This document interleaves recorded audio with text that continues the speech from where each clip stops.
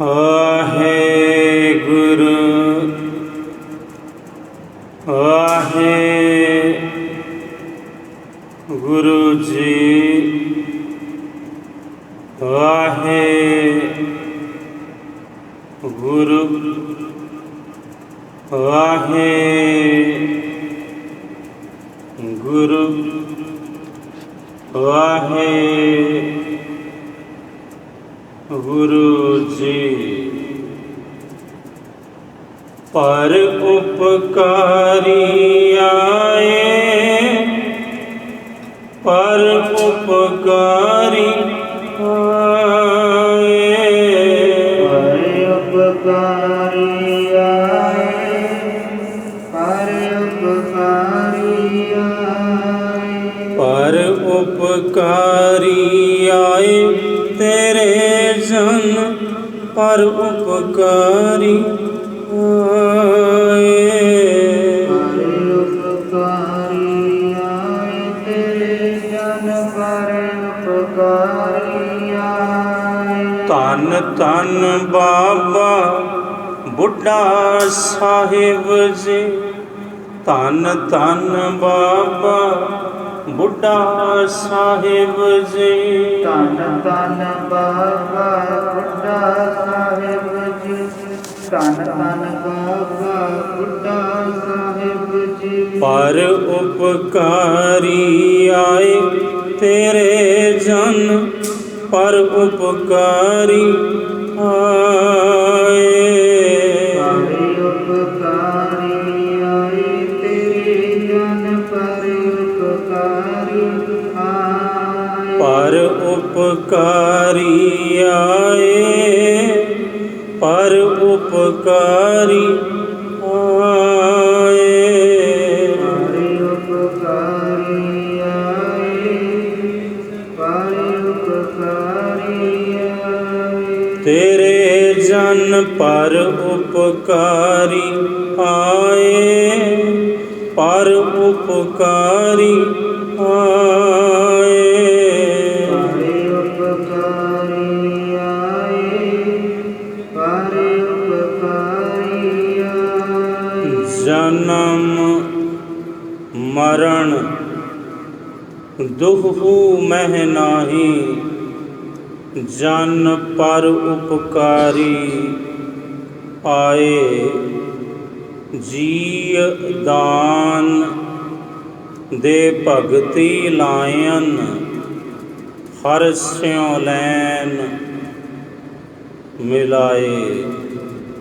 वाहे गुरु जी सुकाह टाल गुर सेविए, अहनिस सहज पाए दर्शन परसे, गुरु मैं जन्म मरण दुख जाए। सतनाम श्री वाहिगुरु साहिब जी, सोही महला पहला, कौन तराजी कवन तुला, तेरा कवन सराग बुलावा।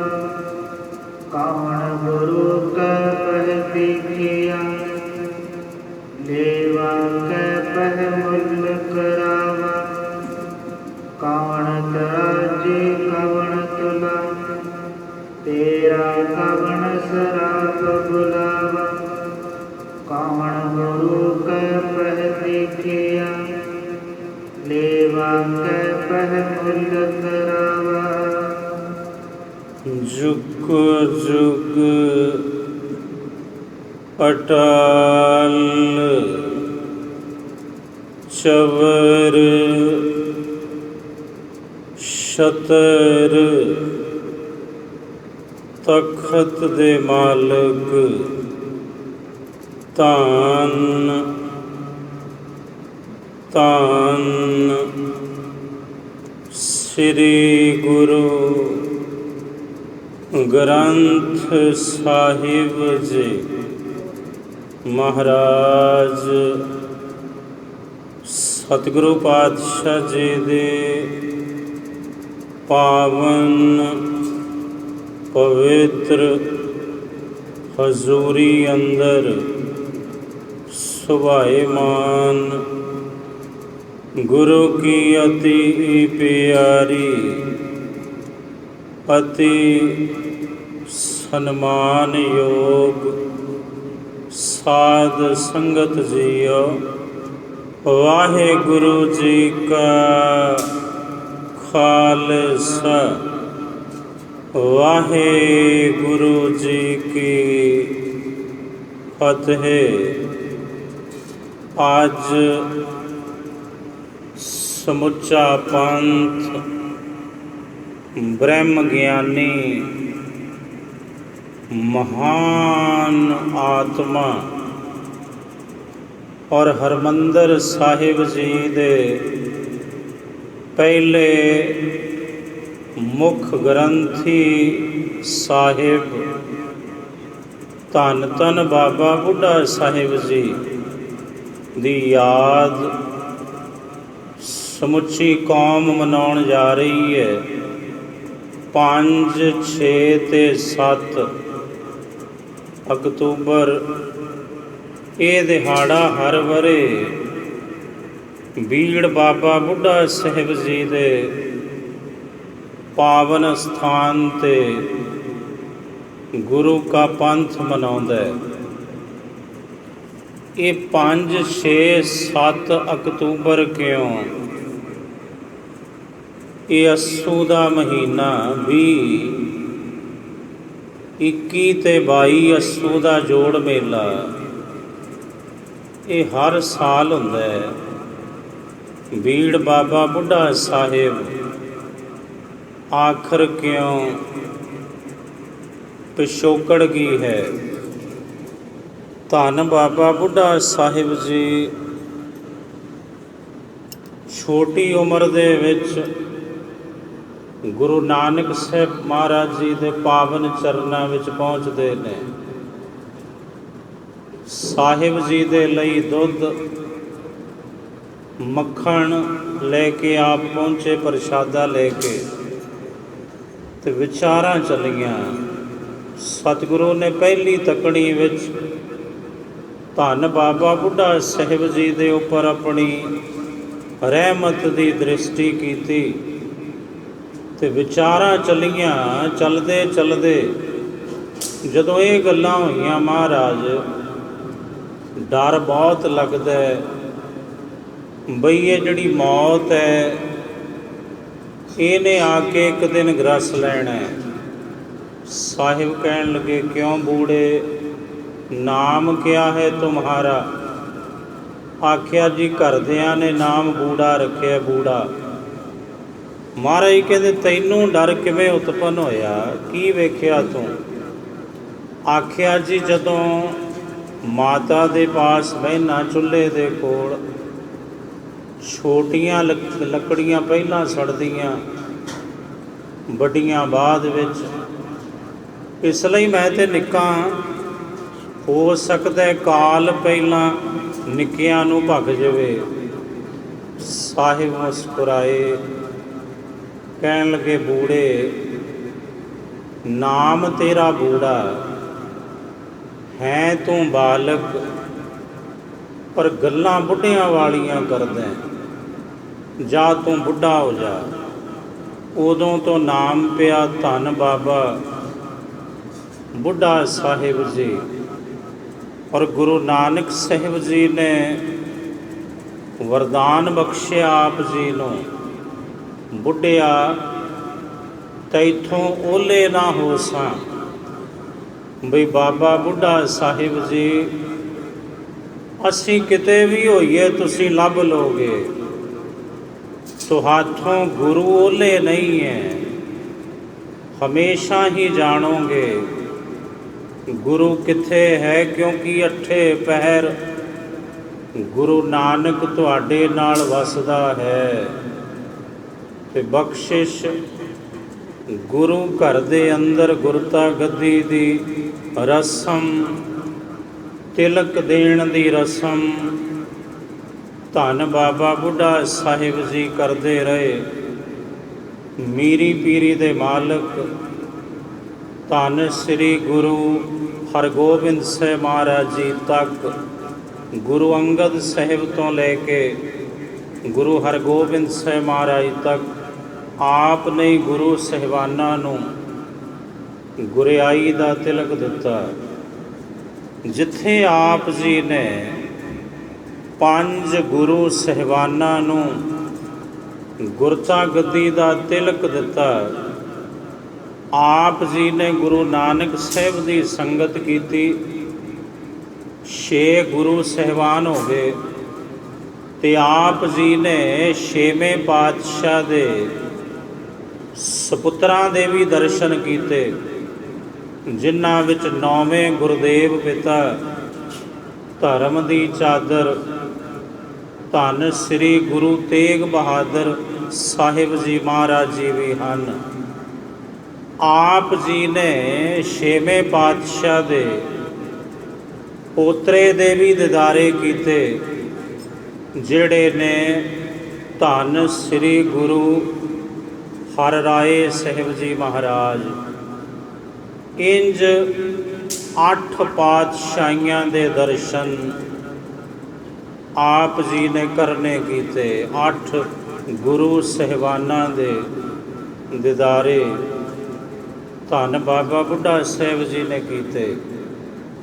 98 ਸਾਲ ਦੀ ਆਪ ਜੀ ਦੀ ਉਮਰ ਹੈ ਸੀ ਉਦੋਂ, ਜਦੋਂ ਪਹਿਲੀ ਦਫਾ ਪੰਚਮ ਪਾਤਸ਼ਾਹ ਗੁਰੂ ਅਰਜਨ ਦੇਵ ਮਹਾਰਾਜ ਜੀ ਨੇ ਧੰਨ ਗੁਰੂ ਗ੍ਰੰਥ ਸਾਹਿਬ ਮਹਾਰਾਜ ਜੀ ਦੇ ਪ੍ਰਕਾਸ਼ ਹਰਿਮੰਦਰ ਸਾਹਿਬ ਵਿਖੇ ਕਰਵਾਏ ਆਪ ਜੀ ਤੋਂ, ਔਰ ਉਸੇ ਦਿਨ ਆਪ ਜੀ ਨੂੰ ਮੁੱਖ ਸੇਵਾਦਾਰ ਹਰਿਮੰਦਰ ਸਾਹਿਬ ਜੀ ਦੇ ਮੁੱਖ ਗ੍ਰੰਥੀ ਸਾਹਿਬ 5ਵੇਂ ਪਾਤਸ਼ਾਹ ਨੇ ਥਾਪਿਆ।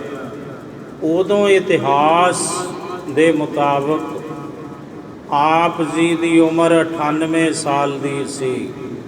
98 ਵਰ੍ਹੇ ਦੇ ਸਨ ਆਪ ਉਦੋਂ, ਜਦੋਂ ਆਪ ਜੀ ਹਰਿਮੰਦਰ ਸਾਹਿਬ ਦੇ ਮੁੱਖ ਗ੍ਰੰਥੀ ਥਾਪੇ ਗਏ 5ਵੇਂ ਪਾਤਸ਼ਾਹ ਜੀ ਵੱਲੋਂ। ਔਰ ਕਿਵੇਂ 6ਵੇਂ ਪਾਤਸ਼ਾਹ ਗੁਰੂ ਹਰਗੋਬਿੰਦ ਸਾਹਿਬ ਮਹਾਰਾਜ ਜੀ ਨੇ ਕਿਹਾ ਸੀ, ਬਾਬਾ ਜੀ ਬਿਰਧ ਹੋ ਗਏ ਹੋ, ਤੁਸੀਂ ਨਾ ਆਇਆ ਕਰੋ, ਅਸੀਂ ਆਵਾਂਗੇ ਤੁਹਾਡੇ ਦਰਸ਼ਨਾਂ ਲਈ। ਤੇ ਮੀਰੀ ਪੀਰੀ ਦੇ ਮਾਲਕ ਧੰਨ ਗੁਰੂ ਹਰਗੋਬਿੰਦ ਸਾਹਿਬ ਮਹਾਰਾਜ ਜੀ ਖੁਦ ਚੱਲ ਕੇ ਜਾਂਦੇ ਸਨ ਹਰਿਮੰਦਰ ਸਾਹਿਬ ਤੋਂ ਬੀੜ ਬਾਬਾ ਬੁੱਢਾ ਸਾਹਿਬ ਆਪ ਜੀ ਦੇ ਦਰਸ਼ਨ ਪਰਸਣ ਲਈ। ਫਿਰ ਅਖੀਰਲਾ ਸਮਾਂ ਆਪ ਜੀ ਰਮਦਾਸ ਦੀ ਧਰਤੀ ਤੇ ਟਿਕੇ, ਔਰ ਜਿਸ ਦਿਨ ਆਪ ਨੇ ਸਵਾਸ ਤਿਆਗਣੇ ਸਨ, ਉਦੋਂ ਇੱਕ ਦਿਨ ਪਹਿਲਾਂ ਆਪ ਜੀ ਨੇ ਮੀਰੀ ਪੀਰੀ ਦੇ ਮਾਲਕ ਧੰਨ ਸ੍ਰੀ ਗੁਰੂ ਹਰਗੋਬਿੰਦ ਸਾਹਿਬ ਮਹਾਰਾਜ ਜੀ ਦੇ ਚਰਨਾਂ ਵਿੱਚ ਸਿੱਖ ਘੱਲਿਆ। ਉਦੋਂ 6ਵੇਂ ਪਾਤਸ਼ਾਹ ਸ੍ਰੀ ਹਰਗੋਬਿੰਦਪੁਰ ਸਾਹਿਬ ਦੀ ਪਾਵਨ ਧਰਤੀ ਤੇ ਸੁਭਾਏਮਾਨ ਸਨ, ਤੇ ਸ੍ਰੀ ਹਰਗੋਬਿੰਦਪੁਰ ਦਾ ਜੰਗ 6ਵੇਂ ਪਾਤਸ਼ਾਹ ਨੇ ਫਤਿਹ ਕੀਤਾ ਸੀ। ਕੁਝ ਸਮੇਂ ਤੋਂ ਬਾਅਦ ਬਾਬਾ ਬੁੱਢਾ ਸਾਹਿਬ ਜੀ ਦਾ ਸੰਦੇਸ਼ਾ ਆ ਜਾਂਦਾ ਹੈ ਵੀ ਮਹਾਰਾਜ ਬਾਬਾ ਬੁੱਢਾ ਜੀ ਨੇ ਤੁਹਾਨੂੰ ਯਾਦ ਫਰਮਾਇਆ ਹੈ। ਸਤਿਗੁਰੂ ਜੀ ਆਪਣੇ ਕੁਝ ਸਿੱਖਾਂ ਨੂੰ ਲੈ ਕੇ ਬਾਕੀ ਆਪਣੀ ਸੈਨਾ ਨੂੰ ਸ੍ਰੀ ਹਰਗੋਬਿੰਦਪੁਰ ਸਾਹਿਬ ਛੱਡ ਕੇ ਆਪ ਜੀ ਘੋੜੇ ਤੇ ਅਸਵਾਰ ਹੁੰਦੇ ਨੇ ਔਰ ਰਮਦਾਸ ਵੱਲ ਨੂੰ ਤੁਰ ਪੈਂਦੇ ਨੇ।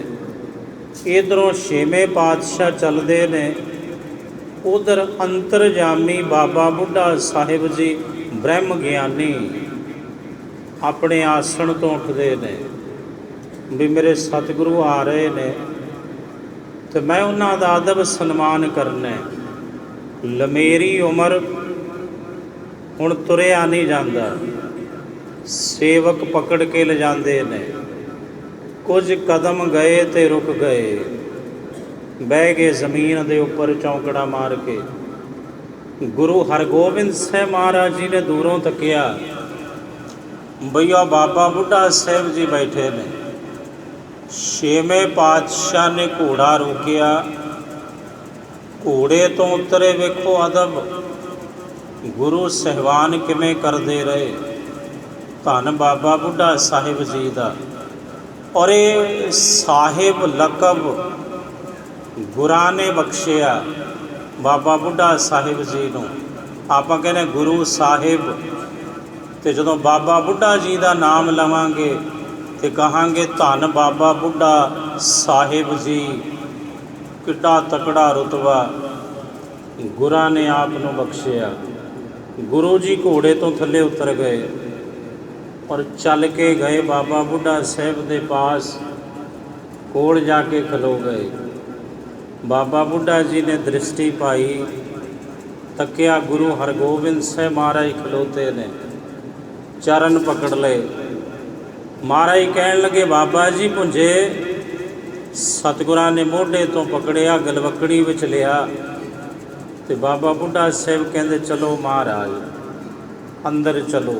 ਧਰਮਸਾਲ ਵਿੱਚ ਅੰਦਰ ਗਏ, ਬਹੁਤ ਸੁੰਦਰ ਪਲੰਗ ਹੈ ਗੁਰੂ ਜੀ ਦੇ ਵਿਰਾਜਣ ਲਈ। ਬਾਬਾ ਬੁੱਢਾ ਸਾਹਿਬ ਜੀ ਨੇ ਹੱਥ ਜੋੜੇ, ਮਹਾਰਾਜ ਇਹਦੇ ਤੇ ਆਪ ਜੀ ਵਿਰਾਜੋ। ਗੁਰੂ ਹਰਗੋਬਿੰਦ ਸਾਹਿਬ ਜੀ ਕਹਿੰਦੇ, ਬਾਬਾ ਜੀ ਪਲੰਗਾਂ ਤੇ ਰੋਜ਼ੇ ਵਿਰਾਜਦੇ ਆ, ਇਹ ਦੱਸੋ ਤੁਹਾਡਾ ਆਸਣ ਕਿੱਥੇ ਹੈ? ਆਖਿਆ, ਮਹਾਰਾਜ ਜੀ ਆ ਜ਼ਮੀਨ ਦੇ ਉੱਪਰ ਤੁਹਾਡੇ ਚਰਨਾਂ 'ਚ। ਮਹਾਰਾਜ ਕਹਿੰਦੇ, ਅੱਜ ਹਰਗੋਬਿੰਦ ਵੀ ਭੂਮ ਆਸਣ ਕਰੇਗਾ ਤੁਹਾਡੇ ਨਾਲ। ਆਖਿਆ, ਮਹਾਰਾਜ ਨਹੀਂ। ਗੁਰੂ ਕਹਿੰਦੇ, ਬਾਬਾ ਜੀ ਸਾਡੀ ਵੀ ਮੰਨ ਲਓ।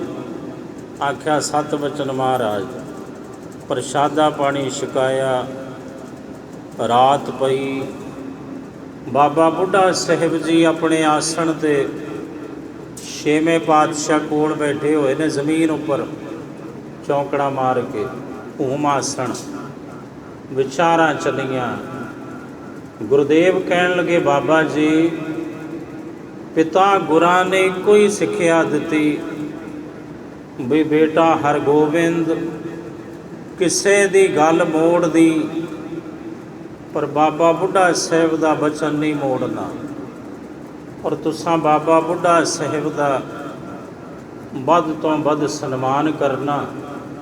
ਬਾਬਾ ਬੁੱਢਾ ਜੀ ਤੁਸੀਂ ਹੀ ਹਰਗੋਬਿੰਦ ਨੂੰ ਗੁਰਮੁਖੀ ਪੜ੍ਹਾਈ, ਤੁਸੀਂ ਹੀ ਹਰਗੋਬਿੰਦ ਨੂੰ ਘੋੜ ਸਵਾਰੀ ਸ਼ਸਤਰ ਵਿਦਿਆ ਸਿਖਾਈ, ਤੇ ਹਰਗੋਬਿੰਦ ਦਾ ਪ੍ਰਕਾਸ਼ ਵੀ ਤੁਹਾਡੇ ਬਚਨਾਂ ਨਾਲ ਹੋਇਆ। ਕਿਉਂ ਮਨਾਇਆ ਜਾਂਦਾ ਹੈ ਦਿਹਾੜਾ? 5, 6, 7 ਅਕਤੂਬਰ 20, 21 ਤੇ 22 ਅੱਸੂ ਦਾ ਜੋੜ ਮੇਲਾ ਬੀੜ ਬਾਬਾ ਬੁੱਢਾ ਸਾਹਿਬ 'ਤੇ ਕਿਉਂ ਮਨਾਇਆ ਜਾਂਦਾ ਹੈ?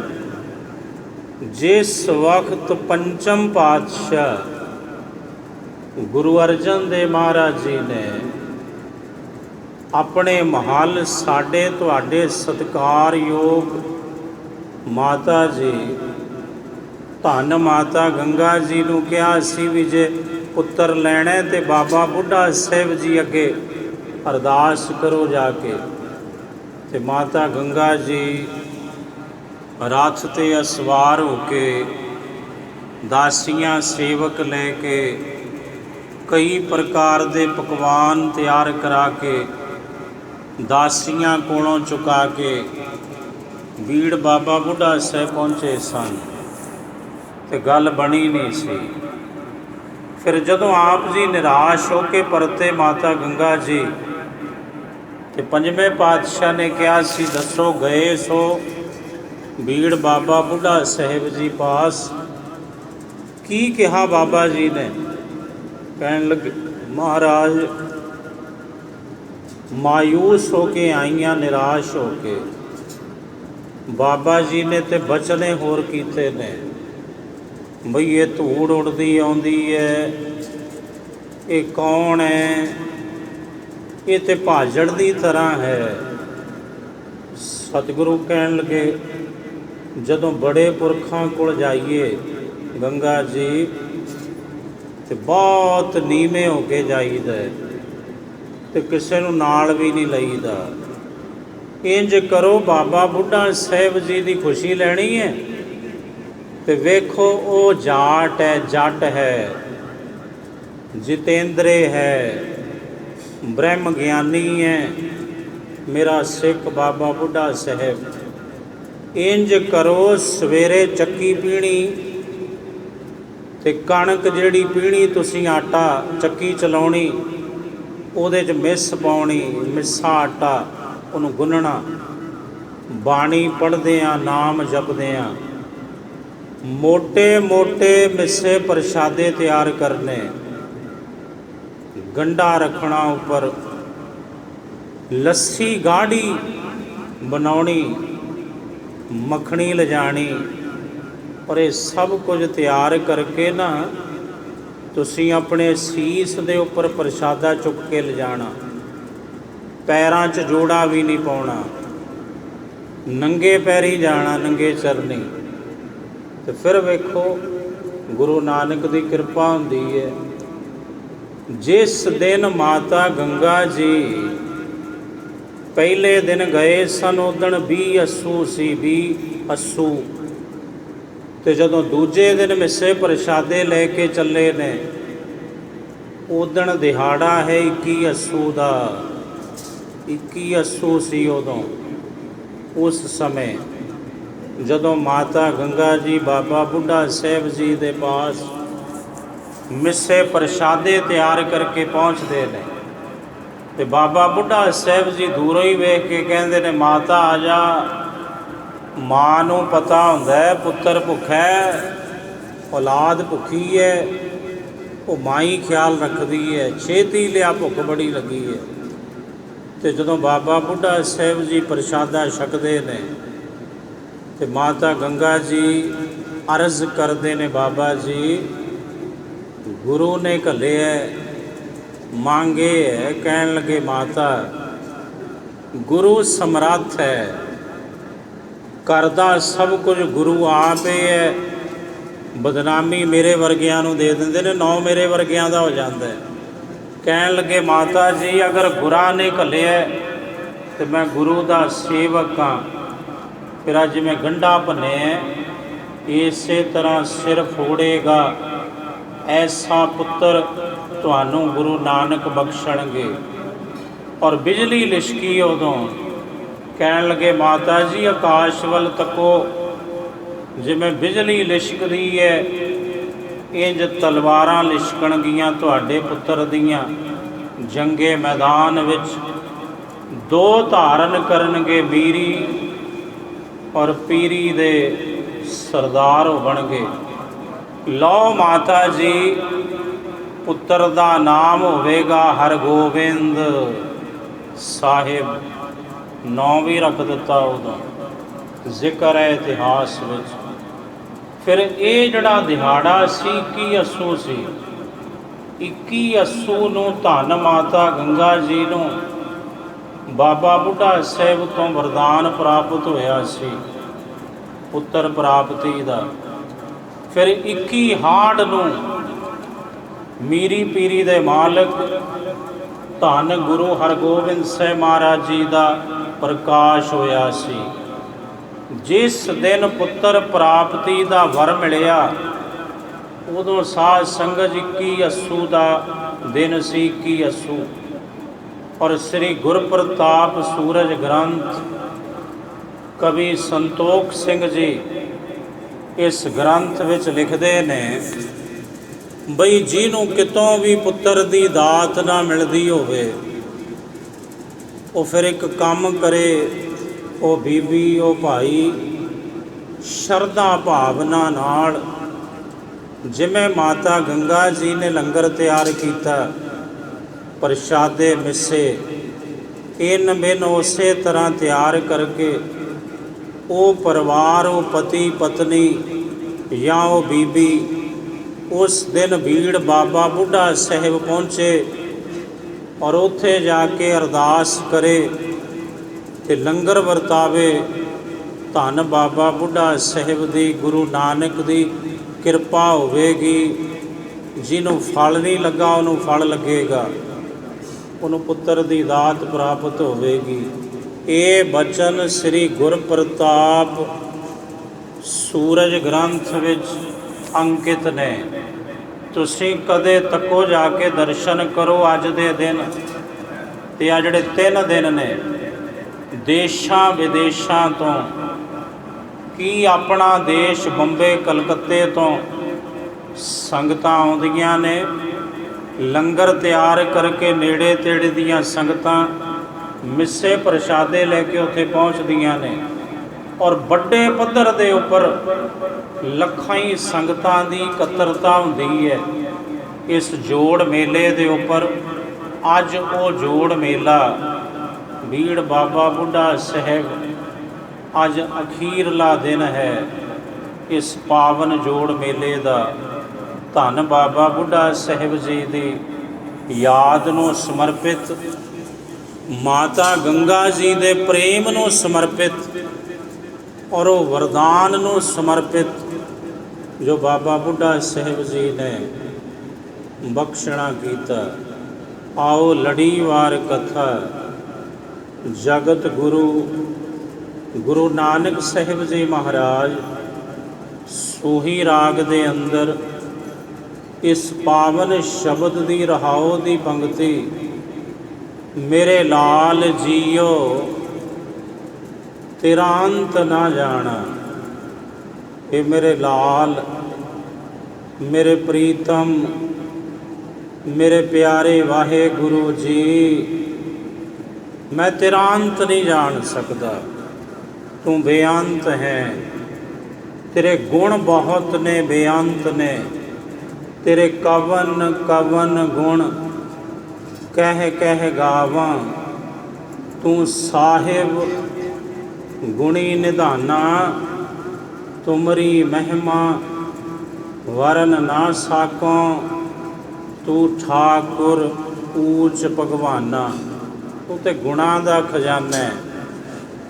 ਇੱਕ ਕਤਰਾ ਸਮੁੰਦਰ ਦਾ ਅੰਤ ਕਿਵੇਂ ਜਾਣ ਸਕਦਾ ਹੈ। ਤੂੰ ਸਾਗਰ ਦੀ ਨਿਆਈ ਹੈ, ਮੈਂ ਕਤਰੇ ਦੀ ਨਿਆਈ ਹਾਂ। ਤੇ ਮਾਲਕ ਜੀ, ਇਹ ਬੇਅੰਤ ਪਰਮਾਤਮਾ, ਮੈਂ ਤੇਰਾ ਅੰਤ ਕਿਵੇਂ ਜਾਣ ਸਕਦਾ ਹਾਂ। ਤੂੰ ਤੇ ਬੇਅੰਤ ਹੈ, ਗੁਣਾਂ ਦਾ ਖਜ਼ਾਨਾ ਹੈ, ਸਭ ਤੋਂ ਵੱਡਾ ਹੈ, ਗਹਿਰ ਹੈ, ਗੰਭੀਰ ਹੈ। ਦੱਸ ਮੈਂ ਤੇਰਾ ਅੰਤ ਕਿਵੇਂ ਜਾਣ ਸਕਦਾ ਹਾਂ। ਤੂੰ ਦਰਿਆਓ ਦਾਨਾ ਬੀਨਾ, ਮੈਂ ਮਛਲੀ ਕੈਸੇ ਅੰਤ ਲਾਹਾਂ।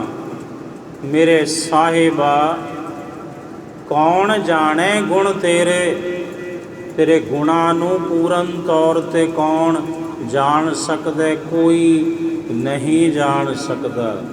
ਇਹ ਮੇਰੇ ਵਾਹਿਗੁਰੂ ਜੀ, ਹਉ ਕਿਆਸਾ ਲਾਹੀ ਕਿਰਮ ਜੰਤ।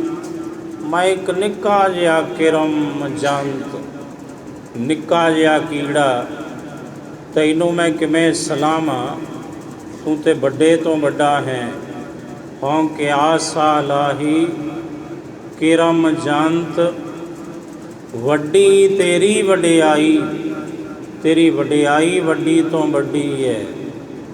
ਹਉ ਕਿਆਸਾ ਲਾਹੀ ਕਿਰਮ ਜੰਤ, ਵੱਡੀ ਤੇਰੀ ਵਡਿਆਈ।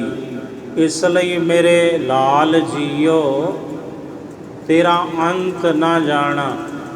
ਹਰ ਕੀ ਗਤ ਨਹਿ ਕੋਊ ਜਾਣੈ, ਜੋਗੀ ਜਤੀ ਤਪੀ ਪਚ ਹਾਰੇ। ਅਰ ਬਹੁ ਲੋਗ ਸਿਆਣੇ, ਪਰਮਾਤਮਾ ਦੀ ਗਤੀ ਨੂੰ ਕੋਈ ਨਹੀਂ ਜਾਣ ਸਕਦਾ। ਬੜੇ ਬੜੇ ਜੋਗੀ ਜਤੀ, ਬੜੇ ਬੜੇ ਤਪੀ ਹਾਰ ਗਏ, ਖੁਆਰ ਹੋਏ, ਪਰ ਉਹ ਪਰਮਾਤਮਾ ਦਾ ਅੰਤ ਨਾ ਪਾ ਸਕੇ, ਉਹਦੀ ਗਤ ਨੂੰ ਨਾ ਜਾਣ ਸਕੇ, ਉਹਦੇ ਭੇਦ ਨੂੰ ਨਾ ਸਮਝ ਸਕੇ।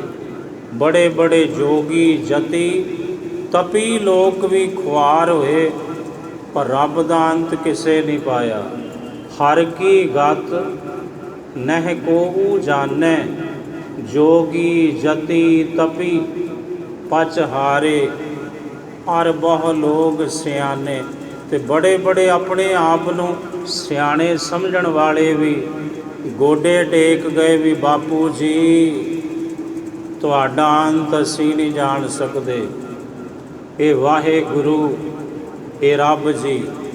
ਮਹਾਰਾਜ ਕਹਿੰਦੇ ਓੜਕ ਓੜਕ ਭਾਲ ਥਕੇ, ਵੇਦ ਕਹਿਨ ਇੱਕ ਬਾਤ। ਅਖੀਰਲਾ ਸਿਰਾ ਭਾਲ ਭਾਲ ਕੇ ਥੱਕ ਗਏ ਪਰਮਾਤਮਾ ਦਾ। ਸਾਰੇ ਕਹਿੰਦੇ ਨੇ ਤੂੰ ਬੇਅੰਤ ਹੈ। ਓੜਕ ਨੂੰ ਅਖੀਰ ਨੂੰ ਵੇਦ ਵੀ ਕਹਿੰਦੇ ਨੇ ਤੂੰ ਬੇਅੰਤ ਹੈ, ਤੂੰ ਅਨੰਤ ਹੈ, ਤੇਰਾ ਅੰਤ ਨਹੀਂ ਜਾਣਿਆ ਜਾ ਸਕਦਾ। ਜੋਗੀ ਜਤੀ ਤਪੀ ਪਚ ਹਾਰੇ, ਅਰ ਬਹੁ ਲੋਗ ਸਿਆਣੇ। ਛਿਨ ਮਹਿ ਰਾਉ ਰੰਕ ਕਉ ਕਰਈ, ਇੱਕ ਖਿਨ ਵਿੱਚ ਇੱਕ ਗਰੀਬ ਨੂੰ ਬਾਦਸ਼ਾਹ ਬਣਾ ਦਿੰਦਾ ਤੇ ਬਾਦਸ਼ਾਹ ਨੂੰ ਭਿਖਾਰੀ ਬਣਾ ਦਿੰਦਾ। ਉਹਦਾ ਅੰਤ ਕੌਣ ਜਾਣ ਸਕੇਗਾ। ਛਿਨ ਮਹਿ ਰਾਉ ਰੰਕ ਕਉ ਕਰਈ, ਰਾਉ ਰੰਕ ਕਰ ਡਾਰੇ। ਰੀਤੇ ਭਰੇ ਭਰੇ ਸਖਨਾਵੇ, ਯਹ ਤਾਕੋ ਵਿਵਹਾਰੇ। ਖਾਲੀਆਂ ਨੂੰ ਭਰ ਦਿੰਦਾ ਇੱਕ ਛਿਨ ਵਿੱਚ, ਭਰਿਆਂ ਨੂੰ ਖਾਲੀ ਕਰ ਦਿੰਦਾ ਇੱਕ ਛਿਨ ਵਿੱਚ। ਇਹ ਵਿਵਹਾਰ ਹੈ ਪਰਮੇਸ਼ਰ ਦਾ। ਐਡਾ ਵੱਡਾ ਜੋ ਪਰਮਾਤਮਾ ਹੈ, ਦੱਸੋ ਦਾ ਅੰਤ ਕਿਵੇਂ ਕੋਈ ਜਾਣ ਸਕਦਾ। ਇਸ ਲਈ ਮੇਰੇ ਲਾਲ ਜੀਓ ਤੇਰਾ ਅੰਤ ਨਾ ਜਾਣਾ।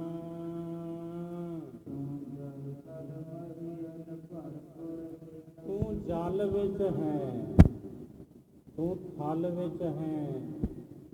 ਜਲੇ ਹਰੀ ਥਲੇ ਹਰੀ। ਗੁਰੂ ਕਲਗੀਧਰ ਪਾਤਸ਼ਾਹ ਜੀ ਦੇ ਪਾਵਨ ਬਚਨ, ਗੁਰੂ ਗੋਬਿੰਦ ਸਿੰਘ ਮਹਾਰਾਜ ਜੀ ਦੀ ਬਾਣੀ, ਦਸਮ ਦੀ ਬਾਣੀ। ਜਲੇ ਹਰੀ ਅਕਾਲ ਉਸਤਤ ਦੇ ਬਚਨ। ਜਲੇ ਹਰੀ ਥਲੇ ਹਰੀ, ਗਿਰੇ ਹਰੀ ਗੁਫੇ ਹਰੀ। ਪਹਾੜਾਂ ਵਿੱਚ ਹਰੀ, ਗੁਫਾਵਾਂ ਵਿੱਚ ਹਰੀ, ਜਲ ਵਿੱਚ ਹਰੀ, ਥਲ ਵਿੱਚ ਹਰੀ ਦਾ ਵਾਸਾ। ਜਲੇ ਹਰੀ ਥਲੇ ਹਰੀ, ਗਿਰੇ ਹਰੀ ਗੁਫੇ ਹਰੀ, ਜ਼ਿਮੀ ਹਰੀ ਜ਼ਮਾ ਹਰੀ। ਧਰਤੀ ਵਿੱਚ ਹਰੀ, ਆਕਾਸ਼ ਵਿੱਚ ਹਰੀ ਦਾ ਵਾਸਾ। ਸਾਰੀਆਂ ਥਾਵਾਂ 'ਤੇ ਤੂੰ ਹੀ ਵਸਦਾ। ਜਲ ਥਲ ਮਹੀਅਲ ਪੂਰਿਆ, ਸੁਆਮੀ ਸਿਰਜਣਹਾਰ। ਅਨੇਕ ਭਾਂਤ ਹੋਏ ਪਸਰਿਆ, ਨਾਨਕ ਏਕੰਕਾਰ। ਪੰਚਮ ਪਾਤਸ਼ਾਹ ਗੁਰੂ ਅਰਜਨ ਦੇਵ ਮਹਾਰਾਜ ਜੀ ਦਾ ਪਾਵਨ ਬਚਨ, ਸਿੱਧੀ ਗੌੜੀ ਬਾਣੀ ਦੇ ਬਚਨ। ਜਲ ਥਲ ਮਹੀਅਲ ਪੂਰਿਆ, ਸੁਆਮੀ ਸਿਰਜਣਹਾਰ। ਜੋ ਸਿਰਜਣਹਾਰ ਸਾਰੇ ਜਗਤ ਦਾ ਮਾਲਕ ਹੈ, ਉਹ ਜਲ ਵਿੱਚ ਵੀ ਥਲ ਵਿੱਚ ਵੀ ਉਹ ਪਰਿਪੂਰਨ ਭਰਪੂਰ ਹੋ ਰਿਹਾ ਹੈ। ਜਲ ਥਲ ਮਹੀਅਲ ਪੂਰਿਆ। ਮਹੀ ਕਹਿੰਦੇ ਨੇ ਪ੍ਰਿਥਵੀ ਨੂੰ, ਅਲ ਕਹਿੰਦੇ ਨੇ ਆਕਾਸ਼ ਨੂੰ। ਦੋ ਸ਼ਬਦਾਂ ਦੇ ਸੁਮੇਲ ਤੋਂ ਸ਼ਬਦ ਬਣੇ ਹੈ। ਸੁਮੇਲ ਤੋਂ ਮਹੀਅਲ। ਮਹੀ ਨਾਮ ਹੈ ਪ੍ਰਿਥਵੀ ਦਾ, ਅਲ ਨਾਮ ਹੈ ਆਕਾਸ਼ ਦਾ। ਜਿੱਥੇ ਮਹੀਅਲ ਆਏਗਾ ਉੱਥੇ ਅਰਥ ਹੋਏਗਾ ਧਰਤੀ ਆਕਾਸ਼। ਜਲ ਥਲ ਮਹੀਅਲ ਪੂਰਿਆ, ਸੁਆਮੀ ਸਿਰਜਣਹਾਰ। ਅਨੇਕ ਭਾਂਤ ਹੋਏ ਪਸਰਿਆ, ਅਨੇਕਾਂ ਪ੍ਰਕਾਰ ਦੇ ਨਾਲ ਹੋ ਕੇ ਪਸਰਿਆ ਹੈ ਬ੍ਰਹਮ ਕਣ ਕਣ ਦੇ ਵਿੱਚ। ਅਨੇਕ ਭਾਂਤ ਹੋਏ ਪਸਰਿਆ, ਨਾਨਕ ਏਕੰਕਾਰ। ਜੋ ਇੱਕ ਓੰਕਾਰ ਹੈ ਨਾਨਕ। ਉਹ ਜਲ ਵਿੱਚ ਵੀ, ਥਲ ਵਿੱਚ ਵੀ, ਧਰਤੀ, ਆਕਾਸ਼, ਸਾਰੀਆਂ ਥਾਵਾਂ 'ਤੇ ਪਰਿਪੂਰਨ ਹੈ ਪਰਮਾਤਮਾ ਜੋ ਬੇਅੰਤ ਹੈ। ਇਸ ਲਈ ਇਹ ਮੇਰੇ ਵਾਹਿਗੁਰੂ ਜੀ, ਮੇਰੇ ਲਾਲ ਜੀਓ, ਤੇਰਾ ਅੰਤ ਨਾ ਜਾਣਾ। ਤੂੰ ਜਲ ਵਿੱਚ ਹੈ, ਥਲ ਵਿੱਚ ਹੈ, ਧਰਤੀ ਆਕਾਸ਼ ਵਿੱਚ ਪਰਿਪੂਰਨ ਹੈ, ਭਰਪੂਰ ਹੈ, ਲੀਣਾ ਲੀਨ ਹੋਇਆ, ਸਮਾਇਆ ਹੋਇਆ ਹੈ। ਔਰ ਤੂੰ ਆਪ ਹੀ ਸਾਰਿਆਂ ਵਿੱਚ ਸਮਾਇਆ ਹੋਇਆ। ਸਭ ਮਹਿ ਜੋਤ, ਜੋਤ ਹੈ ਸੋਏ। ਘਟ ਘਟ ਮੈਂ ਹਰ ਜੂ ਵਸੈ, ਸੰਤਨ ਕਹਿਓ ਪੁਕਾਰ। ਜਹ ਜਹ ਪੇਖੋਂ ਤਹ ਹਜ਼ੂਰ, ਦੂਰ ਕਤਹੁ ਨਾ ਜਾਈ। ਰਵ ਰਹਿਆ ਸਰਬੱਤਰ ਮੈਂ, ਮਨ ਸਦਾ ਧਿਆਈ। ਨਗਰ ਮਹਿ ਆਪ, ਬਾਹਰ ਫੁਨ ਆਪਨ। ਪ੍ਰਭ ਮੇਰੇ ਕੋ ਸਗਲ ਬਸੇਰਾ। ਮੇਰਾ ਪਰਮਾਤਮਾ ਨਗਰ ਵਿੱਚ ਵੀ ਤੇ ਨਗਰ ਤੋਂ ਬਾਹਰ ਵੀ ਹੈ। ਸਰੀਰ ਰੂਪੀ ਨਗਰੀ ਵਿੱਚ ਵੀ ਹੈ ਤੇ ਸਰੀਰ ਤੋਂ ਬਾਹਰ ਵੀ ਪਰਮੇਸ਼ਰ ਦਾ ਹੀ ਵਾਸਾ ਹੈ ਭਾਈ। ਵਿਸ਼ਰਾਮ ਦੇ ਕੇ ਸਾਹਿਬ ਜੀ ਸ਼ਬਦ ਦੀ ਆਰੰਭਤਾ ਇਥੋਂ ਕਰਦੇ ਹਨ। ਸੋਹੀ ਰਾਗ ਗੁਰੂ ਨਾਨਕ ਸਾਹਿਬ ਜੀ ਮਹਾਰਾਜ, ਮਹੱਲਾ ਪਹਿਲਾ। ਪਹਿਲੇ ਸਰੂਪ। हे ਮਹਾਰਾਜ, ਤਕੜੀ ਕਿਹੜੀ ਹੈ, ਬੱਟਾ ਕਿਹੜਾ ਹੈ ਜਿਹਦੇ ਨਾਲ ਤੇਰੇ ਗੁਣਾਂ ਨੂੰ ਤੋਲਿਆ ਜਾ ਸਕੇ, ਮਾਪਿਆ ਜਾ ਸਕੇ। ਕੋਈ ਪੈਮਾਨਾ ਹੈ ਹੀ ਨਹੀਂ, ਕਿਉਂਕਿ ਤੂੰ ਅਸੀਮ ਹੈ, ਤੇਰੀ ਸੀਮਾ ਹੀ ਕੋਈ ਨਹੀਂ। ਤੂੰ ਸੀਮਾ ਤੋਂ ਰਹਿਤ ਹੈ। ਇਹ ਮੇਰੇ ਵਾਹਿਗੁਰੂ ਜੀ, ਕੌਣ ਤਰਾਜੀ ਕਵਣ ਤੁਲਾ। ਇਹ ਮਹਾਰਾਜ, ਮੈਂ ਤੇਰਾ ਸਰਾਫ ਕਿਹੜਾ ਬੁਲਾਵਾਂ, ਕਿਹੜਾ ਸਦਾ। ਮੈਂ ਤੇਰਾ ਸਰਾਫ ਜਿਹੜਾ ਤੇਰੇ ਗੁਣਾਂ ਦਾ ਮੁੱਲ ਪਾ ਦਵੇ।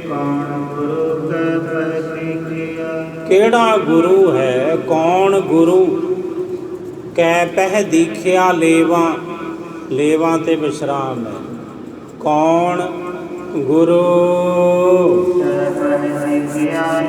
ਮੈਂ ਕਿਹਦੇ ਕੋਲੋਂ ਦੀਖਿਆ ਲਵਾਂ, ਸਿੱਖਿਆ ਲਵਾਂ। ਇਹ ਮੇਰੇ ਵਾਹਿਗੁਰੂ ਜੀ, ਪਰ ਮੈਂ ਕਿਹਦੇ ਕੋਲ ਜਾ ਕੇ ਤੇਰਾ ਮੁੱਲ ਕਰਾਵਾਂ। ਤੂੰ ਤੇ ਅਮੁੱਲ ਹੈ, ਤੇਰੇ ਗੁਣਾਂ ਦਾ ਤੇ ਮੁੱਲੇ ਕੋਈ ਨਹੀਂ। ਤੂੰ ਬੇਅੰਤ ਹੈ, ਤੇਰੇ ਗੁਣ ਬੇਅੰਤ ਹਨ। ਤੂੰ ਅਮੁੱਲ ਹੈ ਤੇ ਤੇਰੇ ਗੁਣ ਵੀ ਅਮੁੱਲ ਹਨ। ਅਮੁੱਲ ਗੁਣ, ਅਮੁੱਲ ਭੰਡਾਰ ਮੇਰੇ ਲਾਲ ਜੀਓ। ਇਸ ਲਈ ਮੇਰੇ ਪਿਆਰੇ ਵਾਹਿਗੁਰੂ ਜੀਓ, ਮੈਂ ਤੇਰਾ ਅੰਤ ਨਹੀਂ ਜਾਣ ਸਕਦਾ। ਤੂੰ ਜਲਾਂ ਵਿੱਚ, ਥਲਾਂ ਵਿੱਚ, ਅਕਾਲ ਆਕਾਸ਼ ਵਿੱਚ ਪਰਿਪੂਰਨ ਹੈ, ਭਰਪੂਰ ਹੋਇਆ ਹੈ, ਸਮਾ ਰਿਹਾ ਹੈ।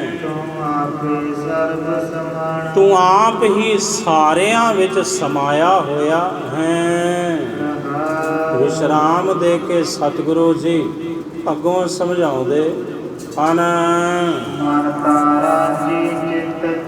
ਇਹ ਮੈਂ ਮਨ ਨੂੰ ਹੀ ਤਕੜੀ ਬਣਾ ਲਵਾਂ ਔਰ ਆਪਣੇ ਚਿੱਤ ਨੂੰ ਤੁਲਾ ਬਣਾਵਾਂ, ਬੱਟੇ ਬਣਾਵਾਂ।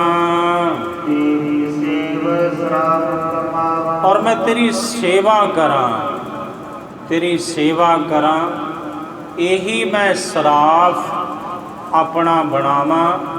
तेरी सेवा नूं जिहड़ा कमाउणा है, यही मेरा ते सराफ है जी।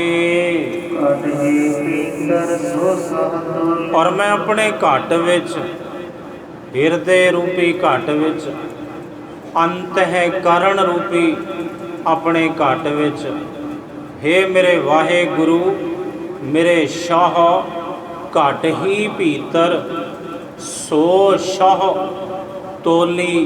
मैं उसे मालिक नूं तोलना करा, अपने हिरदे रूपी तकड़ी विच तराजू विच पा के। इन बिद चित रहावा। इस प्रकार जिहड़ा मेरा डामाडोल हो रहा चित है, उन्हों मैं होड़ ना करा, रोकना करा। हे भाई, ये चित दा टिकाओ इस प्रकार प्राप्त हुंदा है जदों तुसीं अपने हिरदे रूपी तराजू विच परमात्मा दे गुणां नूं विचारना करो। तू आप ही कंडा रूप है, आप ही तोल रूप है, आप ही तकड़ी रूप है, आप ही तोलनहारा है। तू तोलन वाला, तू तराजू भी तू, तकड़ी भी तू, बट्टे भी तू, सब किश तू ही तू है। आप ही वेखदा सारिਆਂ ਨੂੰ, आप ही समझदा सबनों, आप ही वणजारा है। अपने नाम दा वणज आप ही करदा है ते करवाउंदा है। हे मेरे वाहे गुरु, मैं अंधला हाँ, अन्ना हाँ, मैं नीच कर्म करन वाला हाँ।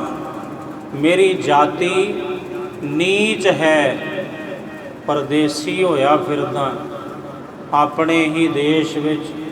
मेरा मन परदेसी होया फिरदा है, मन मेरा अन्ना है। मेरे मन दी जाति बड़ी नीवी है जी। एक खिन विच आउंदा, एक तिल विच किधरे चलिया जांदा है मेरा ये मन।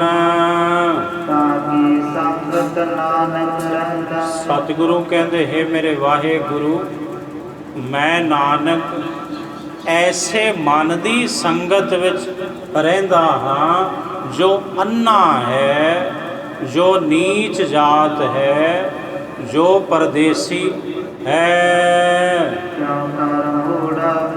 इसलिए ये मूर्ख जीव किमें तैनू पाएगा, किमें तेरे गुणां दा अंत पावेगा। यदि ते संगत ही इस मन दे नाल हो रही है अठे पहर, जो अज्ञानी है, जिदी जाति नीवी है, नीवें कर्म करदा है, ये मन परदेसी होया फिरदा है, बगाना होया फिरदा है। अपने ही देश विच, अपने ही घर विच। ये दसो मालिक जी, ऐसे मन दी संगत जिन्हों प्राप्त होवेगी, भैड़े मन दी कुसंगत, वो तेनू जान लवेगा, वो तेरे गुणां दा अंत पावेगा। वो मूर्ख किमें तेनू समझेगा, किमें तेरे गुणां दा अंत पावेगा। समय दी समाप्ति जी। वाहेगुरु जी का खालसा, वाहेगुरु जी की फतेह।